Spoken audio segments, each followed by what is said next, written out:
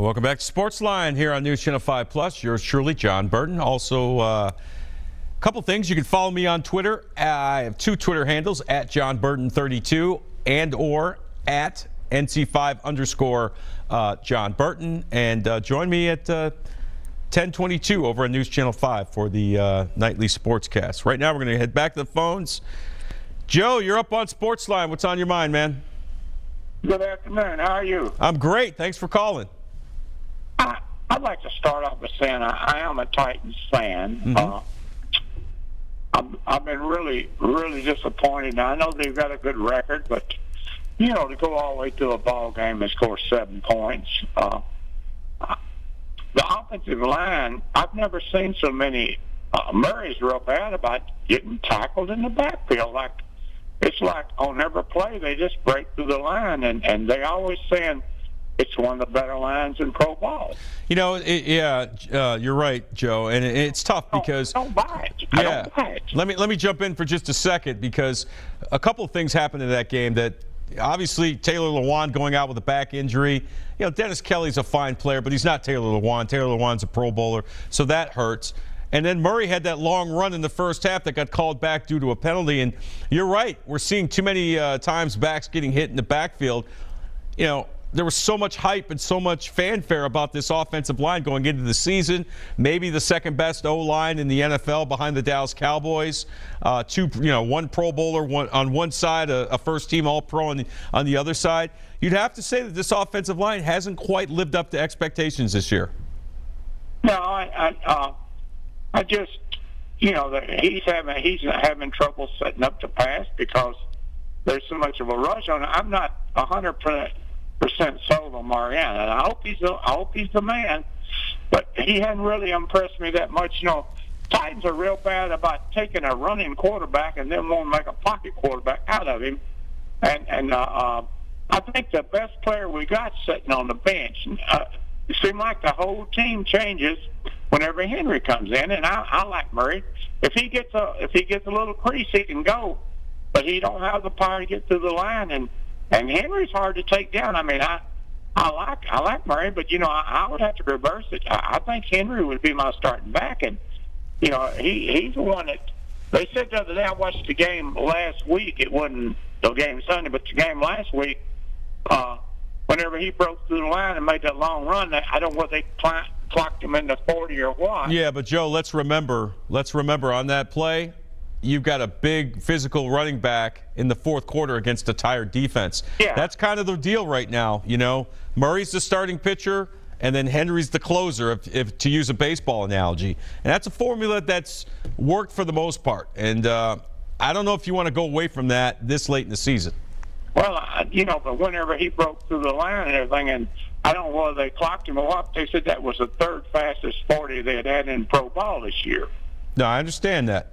But, I just, they need to do something because they can't run the ball, and he's having, if it wasn't for Delaney Walker, they ought to just stay at home. Yeah. Delaney's he's a whole passing team, and that Tywan Taylor, that Taylor they got. He was good earlier and last year, but those seem like he's not there. And the guy they got that they picked up, I can't remember his name. Corey Davis. No, Eric Decker. The other tight end, what's his name? Oh, Jonnu Smith. Yeah. Well, anyway, they just just don't seem like they can get wide receivers. And I noticed Mariota on that Corey Davis, he was throwing it over his head all night. Yeah, he's been a little inconsistent, Joe. Thanks so much for the call. We really appreciate it. Let's check in and see what Randy has to say. What's up, Randy? Hey, how you doing tonight? Good. What's happening? UT football's on my mind, and then I got one other thing. Yeah, fire away, man. What you got? Okay. First thing University of Tennessee's done in years to show any common sense is get Fulmer up there as the athletic director. They should never let him go in the first place. I know the powers that be at the time kind of run him out of there. Yeah. And he still bled orange the whole time, and he still does. Now, I don't care where this guy comes from, as long as, And you shouldn't care where this guy comes from. Can he help you win? That's what you should be concerned about, right? Well, yeah, and that, you don't put a lot of criminals on your football team you don't have a lot of problem with, that these other coaches seem to have done. And, if these guys got problems, they'll wreck our whole team by their activities off the field.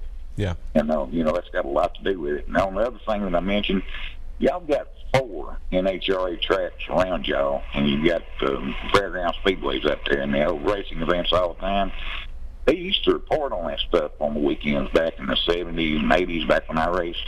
Mm-hmm. And, I don't know whether y'all realize it or not, but the more y'all advertise that, the more people they get out to their tracks, which they're crowded all the time, but that keeps racers off the street and on the track.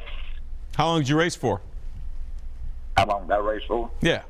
68 through 84. Oh, wow. And wow. I raced it, you got Beach Bend, you got Crossville.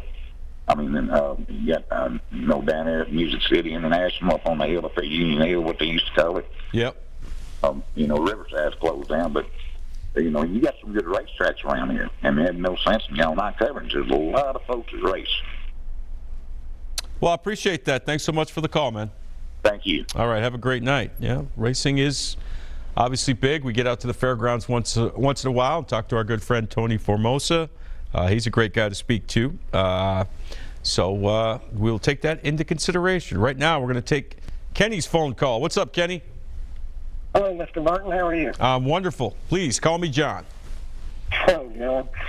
First, let me apologize. I am the man that called you the talking head on Twitter this weekend. Oh, what's up, dude? How are you? Dude, you are angry, man. You are angry. Yeah, I'm a passionate Titan. Yeah, I would say. What's up, man? Thanks for calling in. It's good to hear from you. One of my many things that I have with the team right now is I don't feel like we are running the same offense. Most everybody says we are, but it looks different. We're running an offense with spike formations every play. We're sending only 2 receiving options out versus more defenders than receiving options. So we have a quarterback that's got to be pretty much perfect on every pass he's throwing. Even Delaney Walker himself on Good Morning Football a little while back after the Indy game said on that pass when Marcus threw in the quadruple coverage, Yeah. he and Supernall were the only receiving options available. Well, let's be honest. If Delaney Walker and Philip Supernall are the options, you've got Delaney Walker as the option. Right. So I feel like I know Marcus is having a down year. There's no doubt about that. But I feel like we're not doing a good enough job of putting him in position to succeed. What would you like to see? Like, what changes would you make if you were in charge of the Titans offense?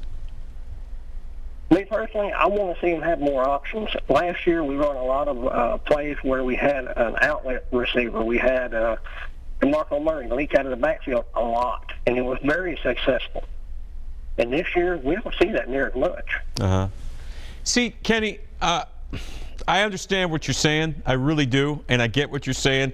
And I really do admire and appreciate your passion. There's no hard feelings, So, maybe I am just a talking head. But here's where I come out on this. I think it's a combination of everything right now with this offense. The offensive line is not playing up to their billing. The running game isn't quite there on a consistent basis. Marcus Mariota is having a rough year. You've got young wide receivers that are still learning the offense, and you have a veteran receiver in Rashard Matthews who ran the wrong route, which led to an interception the other day. So I think it's just a combination. It seems like this whole offense is just in a funk. We haven't seen that consistent 60-minute performance. So here's where I come out on it. And I think coaching, yes, it definitely has something to do with it. But to just go and make the stamp that it is coaching that is ruining this thing, it's not I don't think it's the whole story. That was the point I was trying to make. I think it's a collective.